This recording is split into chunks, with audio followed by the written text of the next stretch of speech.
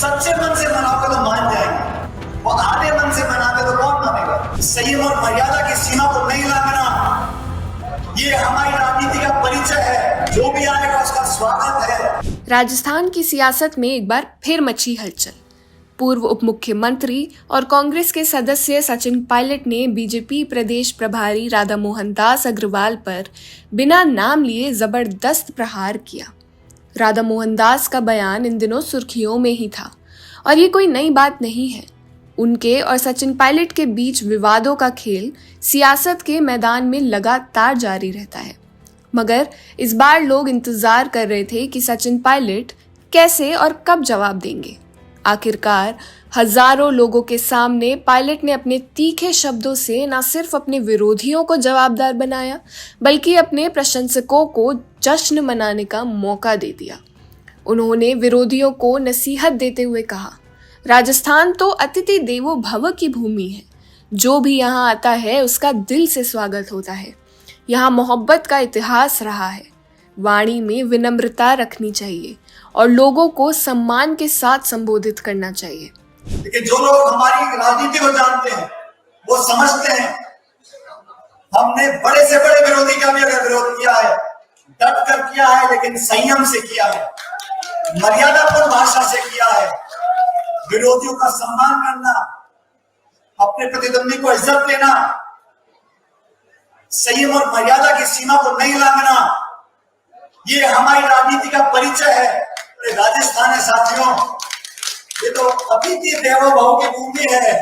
जो भी आएगा उसका स्वागत है। प्यार मोहब्बत का इतिहास रहा है। वाणी में विनम्रता रखनी चाहिए, लोगों को सम्मानपूर्वक संबोधन करना चाहिए।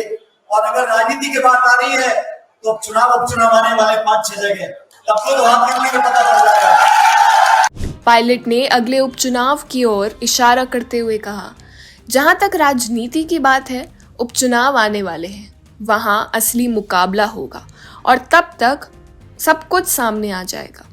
लेकिन ये तो सिर्फ शुरुआत थी।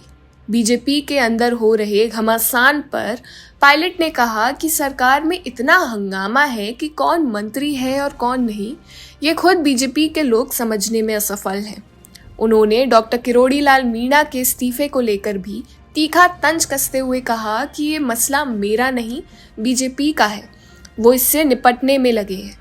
मैंने बीजेपी के नेताओं को सलाह दी थी कि अगर सच्चे दिल से मनाओगे तो डॉक्टर साहब मान जाएंगे, लेकिन अगर आधे मन से कोशिश की तो कभी नहीं मानेंगे। बीजेपी ने सच्चे मन से ये कोशिश नहीं की। हमारे समाज के बड़े वरिष्ठ नेता हैं, दूसरी पार्टी के लेकिन बड़े वरिष्ठ नेता है डॉक्टर किरोड़ी मीणा जी। अब वो मुझे के पत्रकार ने पूछा कि डॉक्टर साहब मैं अभी इस्तीफा वापस नहीं लिया।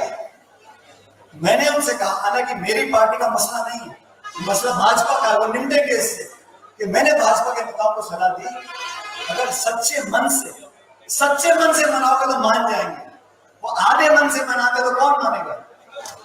उनका मनाने का मन ही नहीं है, मनाओ तो मान जाएंगे। और यहीं पर सचिन पायलट रुकने वाले नहीं थे। उन्होंने अपने राजनीतिक उद्देश्य को सफाई से समझाया और कहा, हमारी लड़ाई व्यक्तिगत नहीं है, हमारी लड़ाई विचारधारा और सोच के माध्यम से है।